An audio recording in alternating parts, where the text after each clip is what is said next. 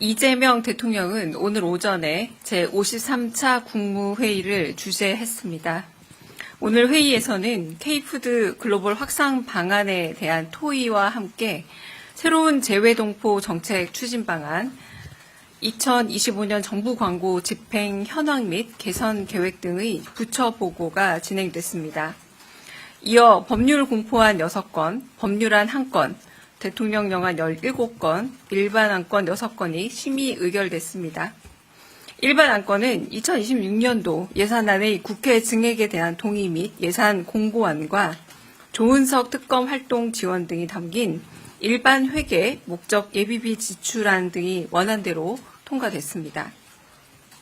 이재명 정부의 국정과제와 관련된 법령은 부패재산의 몰수 및 회복에 관한 특례법, 전통시장 및 상점가 육성을 위한 특별법, 철강산업 경쟁력 강화 및 탄소중립 전환을 위한 특별법 등 총 13건입니다. 자세한 내용은 배포해드린 보도자료를 참고해 주시기 바랍니다. 오늘 국무회의에서 이 대통령은 주 후반부터 진행되는 전 부처 업무 보고를 언급하면서 정부의 1시간은 5,200만 시간의 가치가 있다. 대통령에게 보고하는 게 아니라 국민께 보고한다고 생각해달라 당부했습니다. 내년에는 6대 핵심 분야의 개혁을 필두로 국정 성과가 국민들의 몸으로 느껴져야 한다면서 개혁은 원래 가죽을 벗기는 일이라 아프다. 우리 사회의 불합리한 점을 개선하고 정상화시키기 위해서는 갈등과 저항이 불가피하다고 피력했습니다. 또한 공무직, 일용직, 비정규직에게 최저임금을 주는 걸 당연시하는 인식을 바꿔야 한다면서 적정한 노무 대가를 지급하는 데 정부가 나서서 선도적 역할을 해야 한다고 강조했습니다. 한편 이 대통령은 조원철 법제처장에게 정치에 관여하고 불법 자금을 조달한 종교단체의 해산 방안을 검토했는지 확인한 후 개인이 범죄를 저지르면 제재를 하듯 법인이나 재단도 헌법과 법률에 위반되는 지탄받을 행위를 하면 해산시켜야 한다는 원칙을 확고히 밝혔습니다. 이어 진행된 토의에서는 K푸드 글로벌 확산 방안이 다각도로 논의됐습니다. 각 부처의 보고를 들은 이 대통령은 해외에 있는 재외 공간을 통합 관리할 필요가 있다면서 외교부에 실효성 있는 운영 방안을 주문했습니다. 재외동포청의 마련한 새로운 재외동포 정책 추진 방안에 대해서는 재외국민이 방치됐다는 느낌이 들지 않도록 특히 장기 체류자의 경우 주권자로서 권리 행사에 부족함이 없도록 잘 챙겨달라 당부했습니다. 비공개 회의 내용을 전해드리겠습니다. 이 대통령은 형법 체계의 사회적 비용이 너무 크다면서 경제 제재를 통한 처벌을 현실화하기 위해서는 강제 조사권을 주는 방안을 검토해달라 법제처에 지시했습니다. 공정거래위원장에게도 강제 조사 권한 여부와 현실성 등 자세한 사항들을 질문했습니다. 산불 진화와 관련해서 초기 책임 소재지가 산림청인지 지자체인지 아니면 행안부 소속 소방청인지 물으며 책임 소재를 분명히 하라고 지시했습니다. 더불어 고층, 초고층 빌딩 화재 관리가 국내에서는 어떻게 되고 있는지 짚었습니다.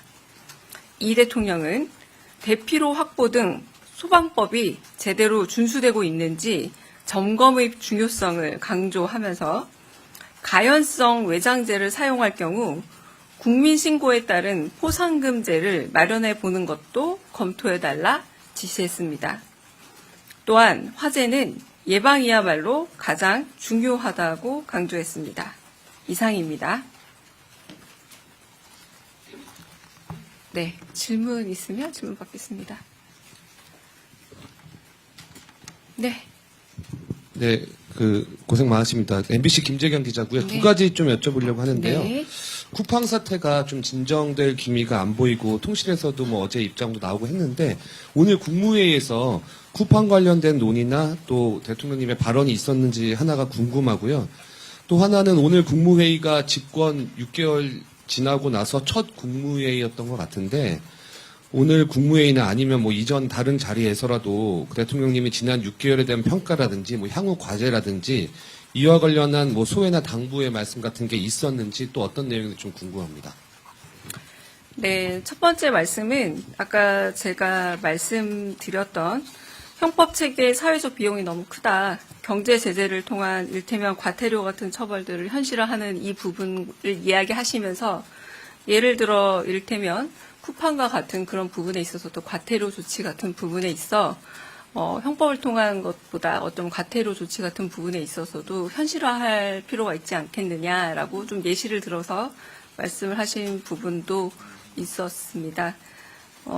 그러면서 쿠팡 같은 경우를 또 예시를 들면서 가령 뭐 가입 절차만큼 우리가 회원에서 나올 때 역시 그 철회 절차는 간단한가 이런 부분에 대한 것도 한번 질문하시기도 하셨습니다.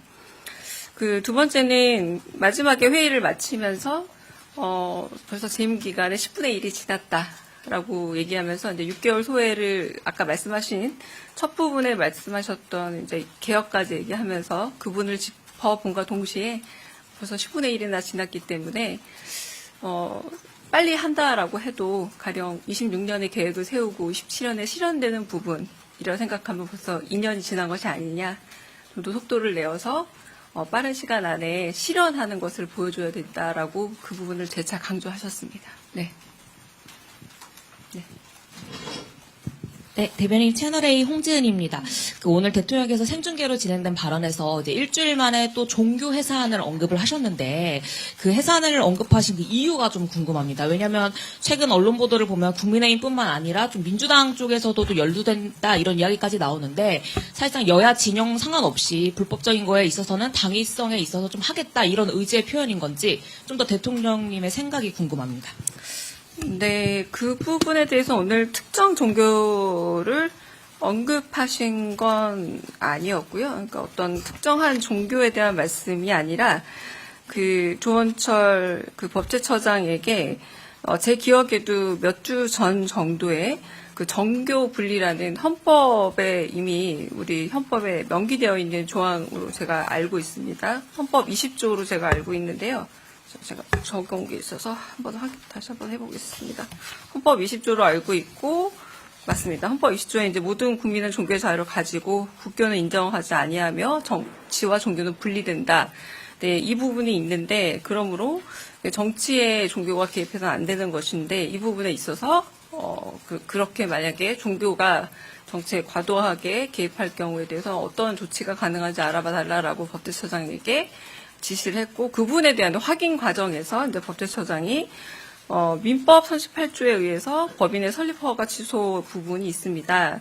법인이 목적 위에 사업을 할 때 그리고 기타 공익을 해하는 행위를 할 때 대해는 주무관청의 허가를 취소할 수 있습니다라고 확인하는 과정이었고요.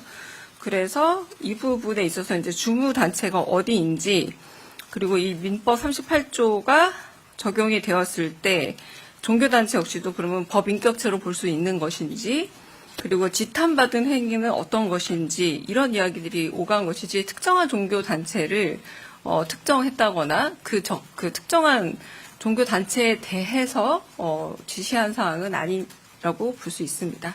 네. 누가 먼저 드시는지 모르지만 먼저 예.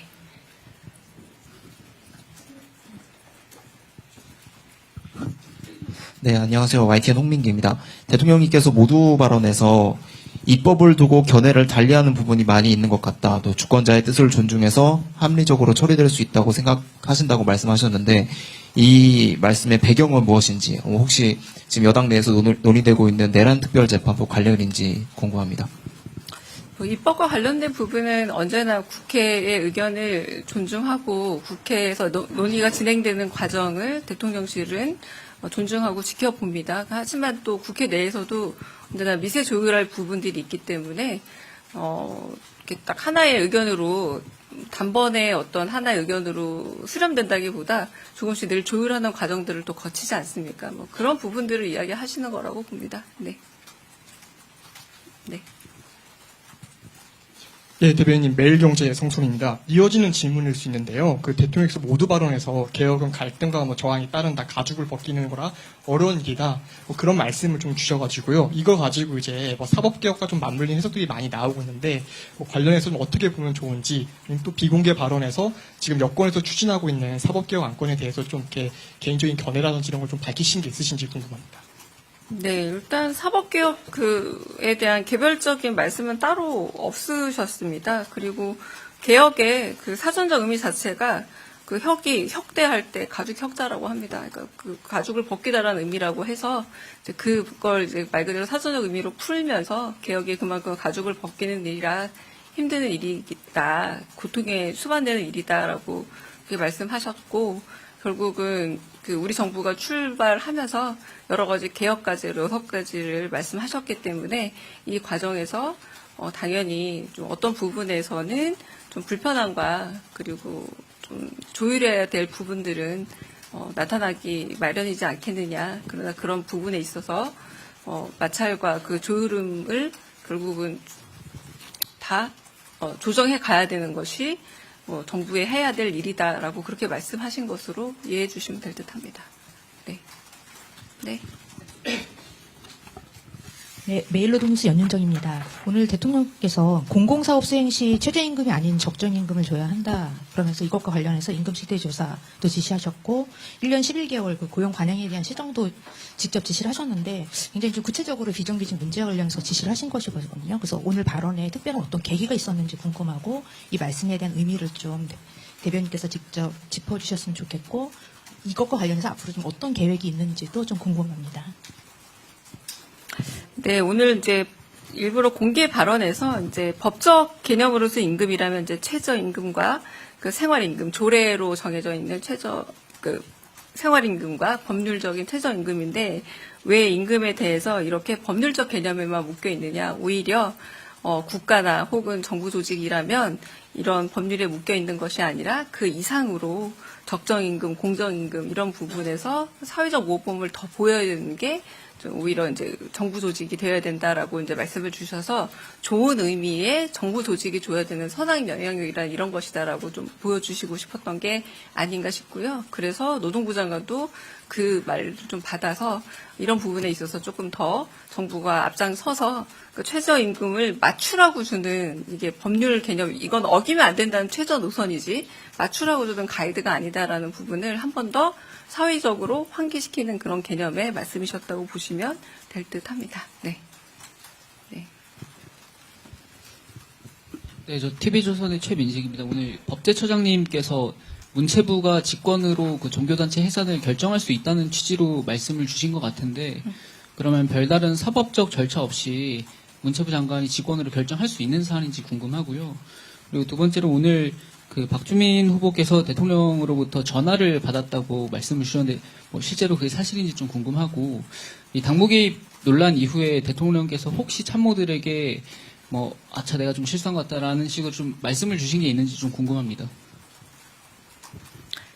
네, 첫 번째는 아까 그 부분은 아까 말씀드렸던 것처럼 그 정교 분리의 원칙에 대해서 헌법 조항을 한번 확인해 달라라고 이제 법제처장, 조원재 법제처장에게 몇 주 전에 말씀을 하셨고 그 부분을 확인해 보셨냐라는 대답 과정에서 헌법사항이라기보다 오히려 민법 38조에 적용을 할 수 있을 것 같습니다라고 말을 했고 그 부분에 민법 38조에 나와 있는 부분에 그대로 읽은 것으로 사료됩니다.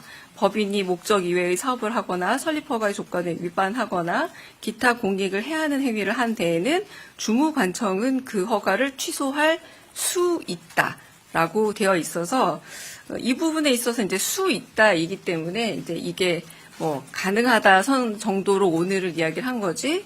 그럼으로 인해서 방금 이제 기자님께서 질문하신 것처럼 이제 이 모든 것이 이제 집권 여정에 이건 이후에 문제가 되지 않을까 싶고요. 오늘은 이제 국무회의에서 말한 생중계된 영역 그대로 이제 요걸 확인한 정도까지가 될 것 같습니다. 그리고 아마 이제 조직적으로 해악을 미치는 것이 어떤 부분인지 이런 것들은 좀 또 사회적 논의가 필요한 부분이 아닐까라는 생각이 저도 들기는 하고요. 그리고 박주민 의원과 통화 사실은 제가 확인하기 어려운 부분이 아닐까라는 생각이 들어서 대답이 드리기 어렵고, 세 번째도 연관된 질문으로 들리는데, 제가 질문을 다시 좀 들어도 될까요? 네. 네. 어떤 거 관련해서? SNS에 정원호 아, 네. 어제 SNS 관련해서요. 어제 SNS는 이재명 대통령께서 언제나 가장 행복했던 시절을 지자체장으로서, 시장으로서 사랑받던 시절이라는 얘기를 횟수를 셀 수 없을 만큼 자주 하시곤 했습니다. 그래서 그냥 개인적인 소회를 밝힌 내용이라고 보시면 될 듯 합니다. 네. 다른 질문도 있으실까요? 네. 예, 대변인님, 저 한국일보 이성택입니다. 네. 아까 형법 체계 사회적 비용 너무 크다. 경제제 통한 그 부분 관련해서요. 첫 번째로는 이게 수사기관이 지금 하고 있는 것을 줄이지 않은 채로 이제 예를 들어 공정이랄지 이런데 행정 제재를 늘리게 되면은 이중적으로 부담이 좀 늘어날 수 있을 것 같은데, 그럼 이제 경제, 공정이랄지 이런 행정 제재를 하는 방을 활성화하는 대신에 예를 들어서 기존의 형벌 조항이나 이런 것들을 좀 조정하라는 언급이 좀 있었는지 좀 궁금하고요. 쿠팡 관련해서 이제 조사권 이외에도 좀 과징금이나 과태료 이런 부분에 대해서 조금 더 자세하게 말씀하시는 게 있으셨는지 궁금합니다. 대통령께서 워낙 자주 하시는 말씀이기도 한데요. 만약에 경제적 이익을 노린 소위 말하는, 그래서 평범한 다수에게 경제적 손해를 미친 일이라면 형법에 의한 이런 수사를 통해서 결국에는 대단한 형법적 제재를 가하지 못한 경우도 많기 때문에 이건 사회적인 낭비가 더 크다라고 하는 말씀이시기도 합니다. 그런데 이 논의 과정에서 그러나 형법에 의하지 않으면 수사는 강제 수사권이 있지만 조사는 강제 조사권이 발휘되기 어렵다. 굉장히 자의적인 조사권인 경우가 많다. 그래서 자의적으로 제출하지 않으면 조사권에 의해서는 이 부분에서 과태료 징수가 어렵기 때문에 그러므로 인해서 강제 조사권이 필요한 것은 아닌가, 현실화되기 위해서는. 그래서 자꾸 수사가 결론적으로는 이 경제적인 이익을 노린 일종의 범죄에 의해서 큰 경고 조치가 없음에도 불구하고 계속 형법을 의지하게 되는 이유 중 하나는 과태료를 물릴 수 있는 조사 권한이 그다지 강제성이 없는 것과 연관되므로 이 얘기를 들으신 대통령이 그렇다면 조사에 있어서 강제성을 부여해서 그 부분에서 과태료를 현실화하는 게 도움이 될 것 같다라고 하시면서 금융위원장에 그러면 이 강제조사권은 가능하겠느냐 이런 질문들을 오가게 됐습니다. 네. 네? 네네네네. 네. 다른 질문도 있으실까요? 없으면 여기까지 하겠습니다. 네, 고맙습니다.